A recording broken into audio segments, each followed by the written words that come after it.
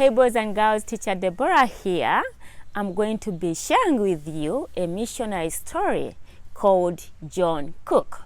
This is a true story that happened to real people. This is really happened. And so John and his family ran hard as they could, and they ran, and their house was blazing on fire. And little 4-year-old John looked back, and their farmhouse was just burning, and it burned to the ground, and they lost everything. John and Josephine, they had to stay home as their parents had to go and work every day. You know, they needed to rent a home. They didn't have food. They didn't have anything. Their father had to work hard, and he made logs for the flagship. And their mother, sometimes she waited on tables in a restaurant so that they could have some food and a shelter over them. You know, things got very hard that Josephine and John were placed in an orphanage. You know, John was only 5 years at that time when he was placed in the orphanage with his sister Josephine. How sad it was that they couldn't live with their parents anymore. They lived there, and they went to school on an orphanage bus with other children as well.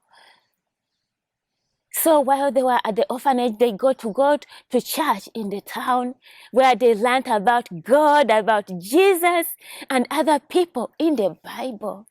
And I am sure they learned about Jesus, but maybe they didn't really understand that Jesus died for their sins. And so in the orphanage, they also had a chance to have a Bible class where Mrs. Robinson taught them songs and Bible verses and Bible lessons.